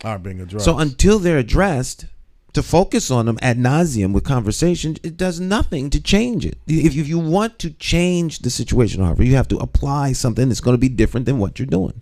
Well, and that's just not been happening. So if you have a powerless structure for whatever reason that's not gonna fix or try to fix the major problems, and the best thing that people could do is at least identify and advocate for changes. There's a difference between, as you will mention, Stan, identifying a problem and advocating for a problem to be fixed, comparable to having the resources and means to fix a problem and have the process being moved towards fixing the problem. The latter two seems to be where it's mostly been missing in Harvard for decades. And that's true. So we have a ship. It's a seagoing vessel. It's on a maiden voyage. It scrapes along an iceberg. Now we got a problem. So what good is it to identify the problem, to see the problem, to have debate about what to do about the problem? Because they don't have the resources to fix the ship at sea. And by the time help comes, the ship will be under the water. So what is the fix? You either abandon the ship or fix it. If you can't fix it, you got to get off of the Titanic. Hartford is not at sea. The fixes can be applied. Right. Identifying the problem has been done ad nauseum. There are very few people who don't know what's wrong with Hartford. Right. What there are very few people who are willing to do what's necessary to make Hartford a viable, livable city for those who actually live here in poverty. Right, exactly. The solution has been to get rid of those people. Yeah. And that's bring in people who have better economic means, gentrification, who have better economic means to buttress and to hold up the city. So if you get rid of those elements that others identify as pulling the city down, get rid of them and replace them with better group of people. That's what's being done in Hartford. So Hartford has to ask itself, if that's what you want for a fix, then go for it. These people can live somewhere else. Put them out in Rocky Hill or East Hartford or Vernon or Granby or someplace. They just can't come into the city. The city, yeah.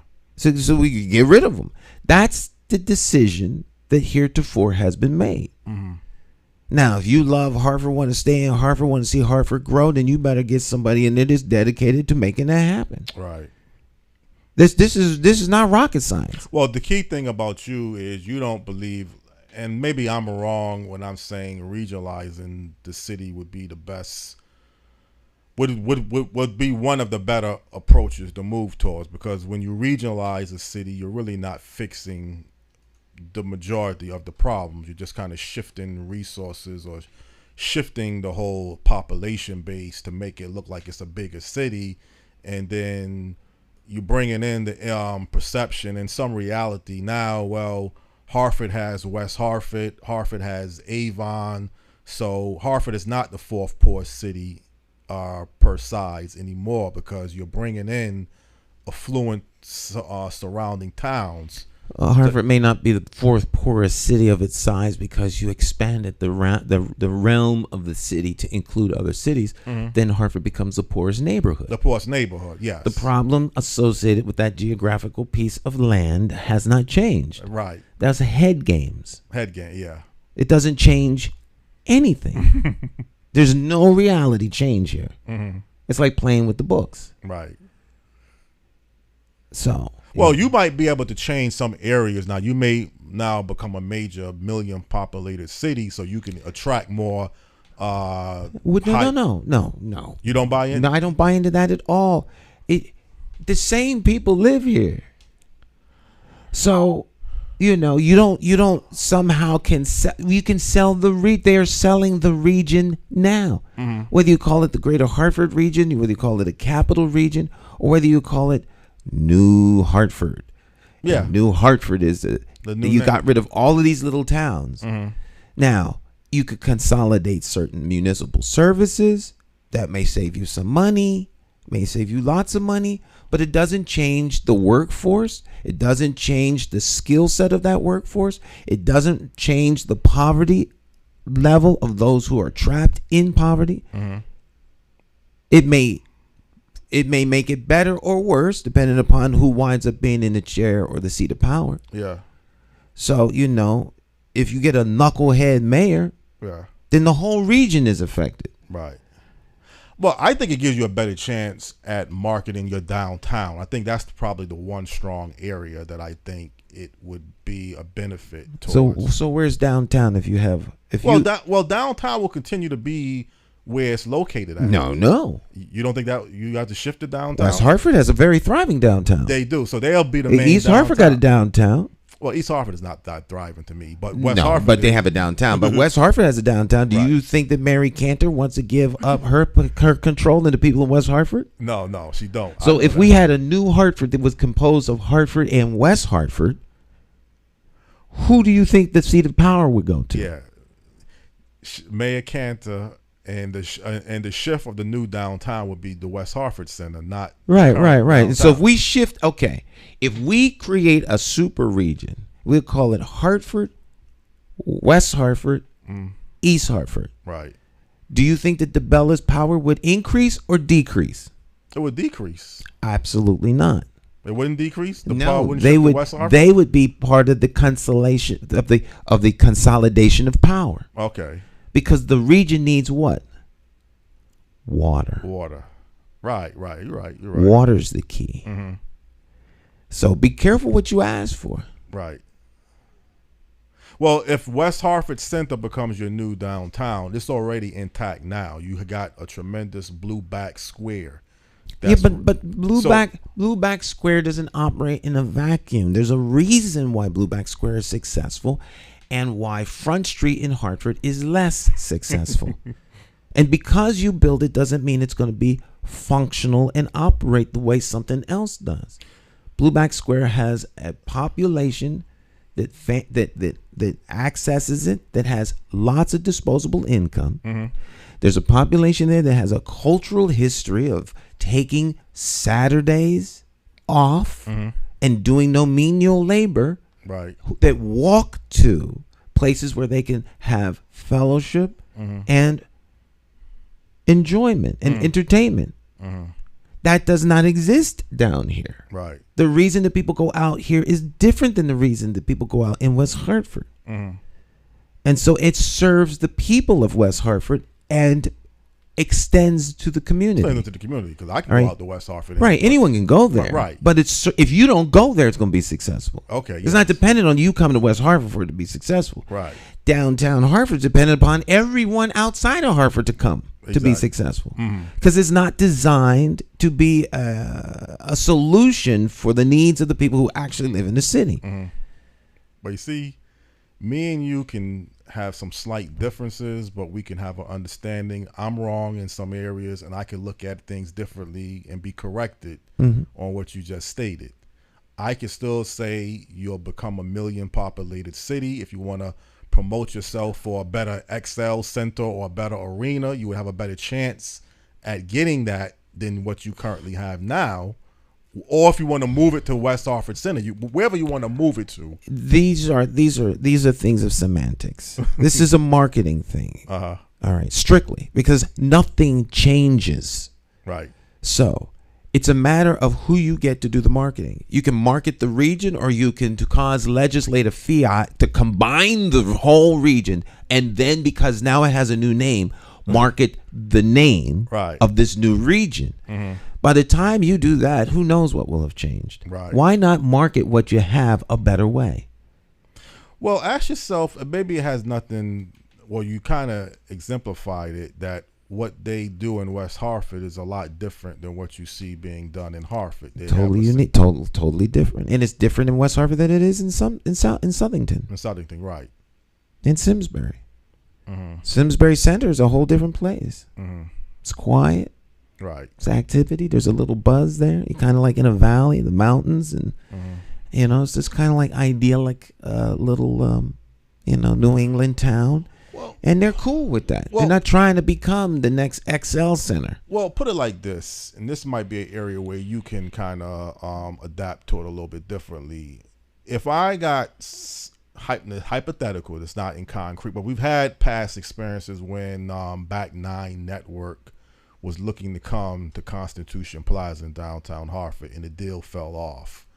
So you have, let's say, a media company wanting to establish a presence in Hartford or the greater Hartford area. Right now, I don't, as a developer or an investor, I don't see nothing in downtown Hartford that's going to really attract me for wanting to bring a media company down there. But I see West Hartford, you have WVIT or NBC 30.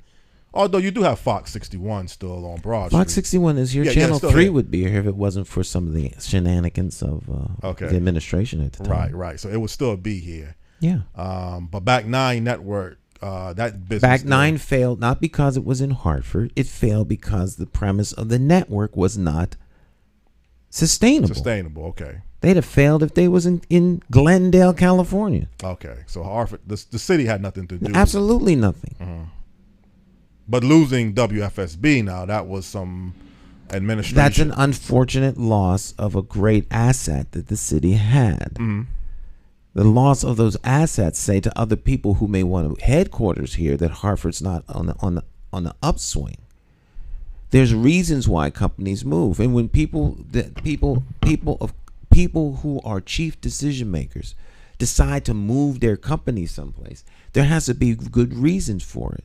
And one of those reasons is the stability and the ingenuity and the vision of administrations and their willingness to work with the existing companies that are there. Okay. If they see companies taking flight, then maybe there's a problem with what the relationship of those companies and the municipal leadership. Is the company leaving because they've got a better deal somewhere else? Is it a state issue? Is it also a local issue? Does the local government get to vote on their budget? If they don't, why not? So why aren't the people more engaged and involved? Oh, the city's gripped in poverty. So if they've gripped in poverty and the kids can't read at the third grade, do I have a pipeline of employees that can come? These are the decisions that people make when they want to move a company somewhere. Okay. So if you have people that are yahoos, can't think their way out of a paper bag, making decisions on city council and things like that, people don't want to come to your town. This is not rocket science. Right. What we need is a frank conversation about how the city is run, how decisions are being made, and are those decisions being made in the best interest of the city, or are they political decisions made to maintain the status quo and to keep certain groups of people in power? And when you get to the end of that conversation, then someone has to make some hard choices. Well, I would say, again, I'm not a political expert, but I think the best interest or the best chances are you need a larger voter turnout than what you had or been having over the past 3 or 4, maybe longer than that. Probably since 1994, if you look at the trends of Hartford mayoral elections, the numbers have been tremendously low. So at some point, the more registered, I think getting registered voters is also, it's helpful. It may not be necessarily needed, but it would be still helpful because it would be helpful. Yeah. But the more people you have, in theory, the more people you have registered, then of course, the more people there will be that are engaged in the process. But that doesn't necessarily translate. If you have 50,000 voters right now and only 5,000 come out, right. They're registered now. You got to use your vote. And people have to people have to have a reason to come out and vote. If they think nothing's going to change or the change is not going to equal anything, they stay home. Right. They don't have to come out for things to stay as bad as they are. They have to come out for things to change. And if they believe that the change is possible, then they will come out and vote. People came out and voted for Obama. Right. Because they wanted to see that change. They wanted to see the change. People came out and voted for Joe Biden because they wanted to see the change. Yeah. Other people came out and voted for Donald Trump because they wanted him to remain in power and see things be the same. So we had a record turnout for the presidential race last week. I mean, last one. If people think their vote doesn't matter, then they stay home. Right. But if people can't read, right. If they can't read the names on a ballot, you got a problem. Right. Because while they may like a particular person on the ballot, they don't know where their name is. Yeah. They're the ones that have to go inside the poll. They can't have anybody going with you and say, "Well, I can't." And you can't have So people then they vote the line. They just which line is this? Oh, boom, boom, boom, boom, boom, boom, boom, and they're good. So illiteracy is a serious problem. Illiteracy is if this was a nation, it would be a national security crisis. As a city, it is something that directly affects the capacity of Hartford to succeed. And for it not to be an issue front and center as it pertains to moving the city forward is a desire to keep Hartford illiterate. So people don't get in the way of what you want to do. Yeah. And what people are trying to do is not for the best interests of the majority of the city. And I think the one thing you've always stated is you can have development and change things and progress, but there's a way you can include human capital in the process as well. If you're trying to develop certain parts of the city, bring in people with more money and resources, and we're not concerned with the people that's already here, and then just use the people when it's time. Not saying you're the unique candidate that's running, because you've always been consistent towards what you believe in. But if the majority of the people, whoever's in power, feels that we can move a city forward and we don't need the people at the bottom, and truthfully, Stan, if I'm a business owner, I do need people that have money. I mean, I can't wait until you come up with money. I got a business to run. I need to be able to sell my products. So I can't say I got to wait till this person learns how to read or write now for me to rely on that person. If I got people that already have money that can spend, I got to move with the flow. But you could move your business to where there's money, or you can invest in the community in which you live and help grow so that they become economically stable and now have disposable income to spend in your business, which is in their community. Of course, if you do that, the community becomes less dependent on those who need them to be subservient. Right. So you're going to get pushback from people who you would least expect against your project, because your project is going to increase the economic viability of the people that live in the community. And they'll fight back. They want to do things in their community. They want to have a voice in their community. They want to make demands on the community. Right. And the resources that serve the community. Stan, I'm still working on getting this mayor from an urban city who has made some changes. One of the worst urban cities in America. Just can't seem to lock this particular mayor on for a guest. But I'm really interested to feel and see how he's been able to do certain things in that city.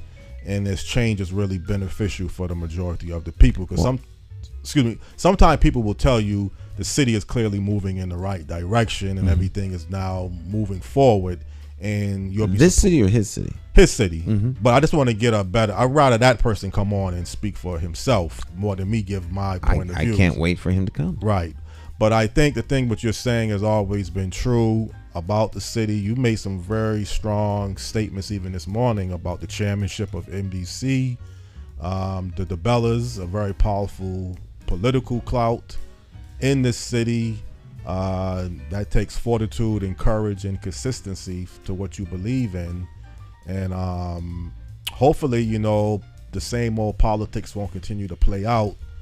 The machine deciding the election, 5,000 or 6,000 registered voters deciding the election. But again, Stan, you made an excellent point. If you can't read or write, you know, getting you registered to vote and you go inside the polls and you can't read the candidate's name, I don't know what to say. That person can't be much of a help until that person learns how to read or write. Right. You can't have someone go in to the polls with the person to say, okay, you need to vote for J. Stan McCauley, Senator John from Farah. This is the person's name. Well, no, you can't, unfortunately. But, you know, there has to be a greater focus on making sure that the people of Hartford grow and that they're more engaged. And that there's a caring about the people that exceeds the caring about how much money can we make off of Hartford's plight. Well, the thing again, Stan, what you stated is you don't want to hear constantly about, and you're going to hear it though, because a lot of people will tell you, I got this problem, man. I'm broke. I can't find a job. You know, I got problems where I live at. So if you go on the streets with your mobile unit and you start to go up on Unity Plaza, I can rest assured you're going to hear a lot of these same statements from people, man. Y'all cats can't do nothing for us, man, and all of that. But and I'm going to say you're right. But we together can do something for us. Yeah. Stop waiting for cats to come along and who can do stuff for you. Right. Because the ones you think can, you put them in and what happens? They backstab you because they were never in a position to do something. We have to do this. Right. Yeah, we as together. Yeah, we. Right. We, the people and the leadership that they choose have to do this. And you can't be told time and time and time again that, well, you know, I hear, but that's not going to work. I think our plan will be better. Well, your plan, what is your plan? Your plan sounds like I'm not included in the decision making. Yeah. That sounds like the plan that works best. We're running out of time, John. All right. Great show, man, that we had this morning. I really appreciate you giving me the opportunity. Appreciate our special guest, international singer Gwen Dickey, and this conversation that we had. And let me try to work on finding a guest for next week. All right. All right, my friends, our time together has come to an end, unfortunately. And so we will see you all next time. Bye-bye.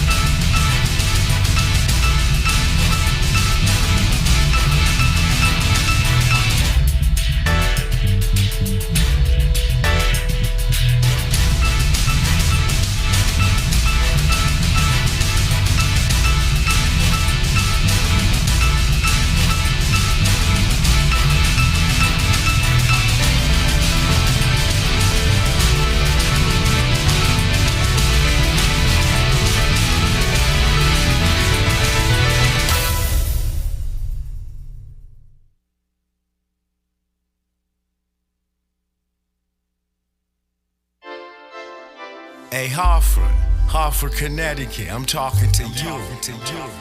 We gotta get out and vote. Vote for Stan McCauley. It's our time. We gotta rise up and take it back. Vote for Stan McCauley. Vote for Stan. You gotta vote for Stan McCauley. Vote for Stan. Vote for Stan. Oh yeah. It's more than politics than just what your social covers. And it ain't somewhere written down in bold letters. Don't just take my word for it, do your research. Think of your future, look at your bigger picture. Shooting tie, clean up, unity for the righteous. Plotting on action, hands on access. With a light source vision, door to door knocking. Guerrilla style marketing, brainstorm as a collective. Real neighborhood suggestions. Only we know what it is where we living. To make real life decisions. Move on facts, make it manifest back. You gotta vote for Stan McCauley. Vote for Stan. Vote for Stan. Vote for Stan. Oh yeah. Look at your city. Stop. Take a look around. Is opportunity flow into your house? Are you working? Wait, can you save some money? And is your neighborhood safe? Or is it a homicide every night?